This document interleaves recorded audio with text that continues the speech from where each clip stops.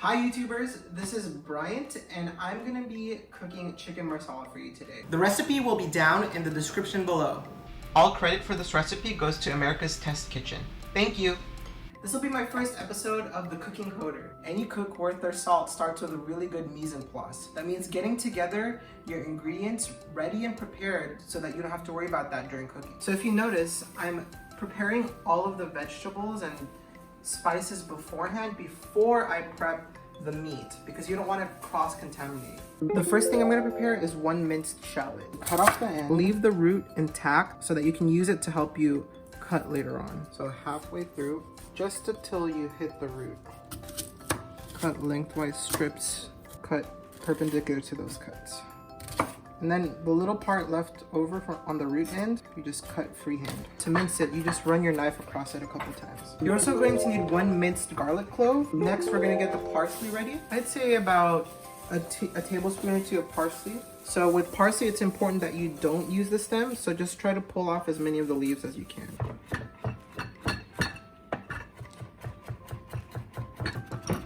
1 tablespoon of tomato paste. You want about 2 teaspoons of lemon juice. 1 teaspoon of oregano.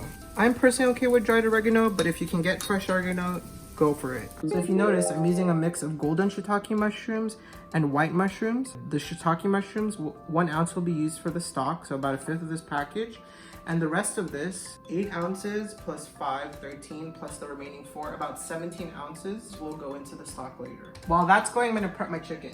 I'm a big proponent of avoiding cross-contamination as much as possible. Cross-contamination is when you handle ingredients that could potentially make you sick. So for example, salmonella in chicken or on the outside of eggs, and then touch other ingredients or other tools in your kitchen that you don't cook or don't sanitize right away and could potentially make you sick. So before we prep the chicken, you're gonna want 2 bowls because we're gonna be dredging this chicken. So in this first bowl, we're gonna have 2 teaspoons of kosher salt, 1/2 teaspoon of black pepper. In the bigger bowl, this is where we're actually gonna be dredging the chicken or dipping them in flour. So you're gonna want 3/4 of a cup of all-purpose flour. This doesn't have to be measured exactly because you're just using it to coat the chicken. So don't worry about being exact and leveling off. So you also want to set up a wire rack or something that the excess flour can shake off onto and then be caught underneath. So I'm using a wire rack over a 1/2 baking sheet. So I have about 2 pounds of chicken breast here. And as you can see, it's a little bit uneven in thickness, right? This part is thicker than this. So there's a little trick for that. This thinner part, you want to slice the chicken breast in half so that this thinner part is on its own. And the thicker part, you slice halfway through it cleanly. So the trick for that is you put pressure up top with your palm. That'll let you cut cleanly through the chicken breast. And now you have fairly uniform thicknesses. So these pieces are a little bit uneven. So I'm gonna cover them with saran wrap and use my meat pounder. It's important this has a flat surface to make sure I get even slices, so again, that they can cook evenly. It matters that you do this so that the chicken cooks more uniformly. Now, this chicken is in the bowl with that salt and pepper mixture. I'm just gonna make sure each piece gets coated with a little bit of that. Now, you just wanna dredge your chicken and shake any excess off.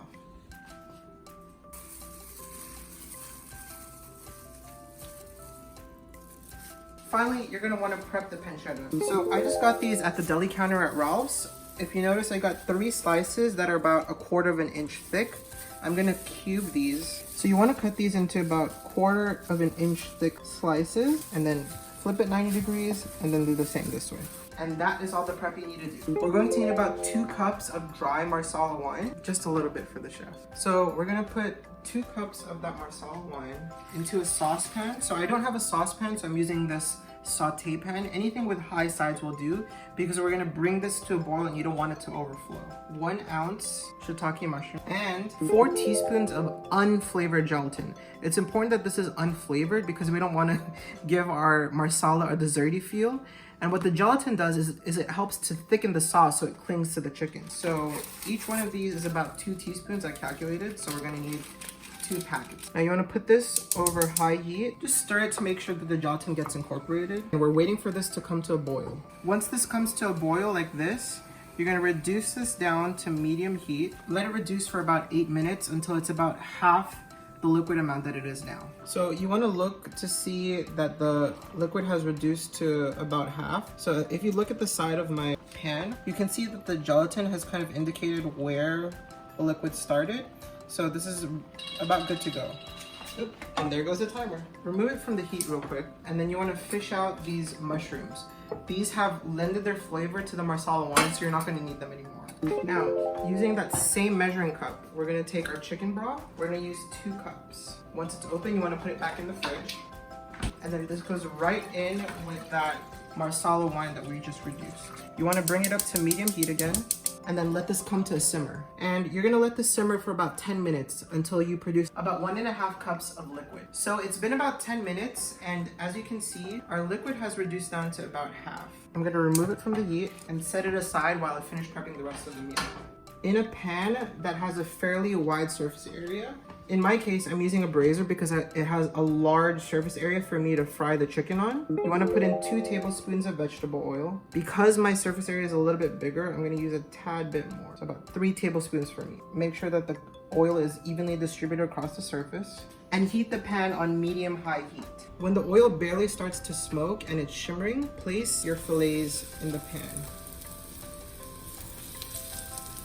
You want to cook these on medium-high heat for about 2 minutes on each side until it's lightly golden brown. You don't want to develop a super golden brown crust on it because it'll finish cooking in the sauce. All right, so it's been about 2 minutes, so you want to flip the chicken over. This is about the color you want to see. So my pan has hot spots because my oven is a little bit uneven, so I'm gonna swap this chicken around. The chicken is browned. It's okay to put it on the same tray that you used to hold the dredged uncooked chicken because we're going to be finishing the chicken off in the sauce at a high temperature anyway. So in the same pan that you used to fry the chicken, we're going to put in our pancetta and the rest of our mushrooms. So you want to cook these down until they're about 1/3 of their current volume, and you want to look for the pancetta to get as browned as crispy bacon would be. This is going to take about 10 to 20 minutes, and you want to stir this intermittently so that nothing gets stuck to the bottom of the pan. So some of the mushrooms in the package come weirdly shapen and gigantic, so you can just cut those into smaller pieces. So as you can see, the mushrooms have reduced to about half of their volume, and the pancetta is fairly crispy. So now you want to reduce the heat for a little bit while you take the mushrooms and pancetta out of the pan and place them into a separate bowl. We'll be adding them back into the sauce later. As you can see, there's a bit of a fond that's developed on the bottom of the pan. That's good. You want to scrape that into your sauce as much as possible. There's a lot of flavor in there. So I'm going to add my shallots, my minced shallots, to the same pan and cook them for about a minute. Next, we're going to add our minced garlic clove. Now we want to add the tomato paste and cook for another 30 seconds. Now remember that Marsala wine and chicken broth reduction we had earlier, sitting off heat? We're going to add that back into this pan.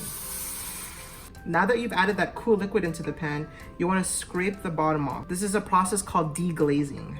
So all those brown bits that I told you about before, that fond, are going to get released into the sauce and add so much flavor to it. Next, you want to add your lemon juice and oregano mixture.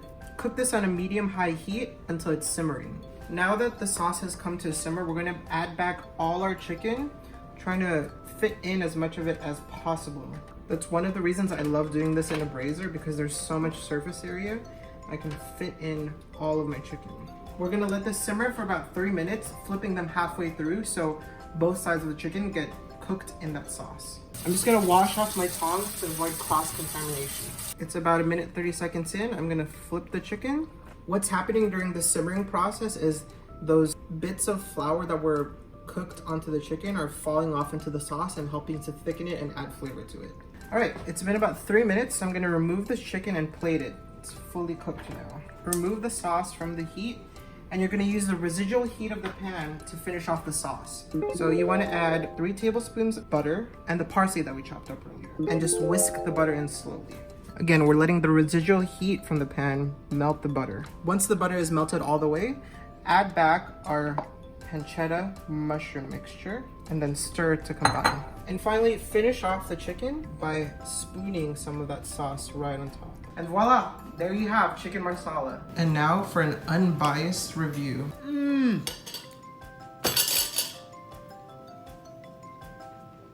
tastes are so well incorporated. It tastes very warm and sweet. Thanks for watching. Bye.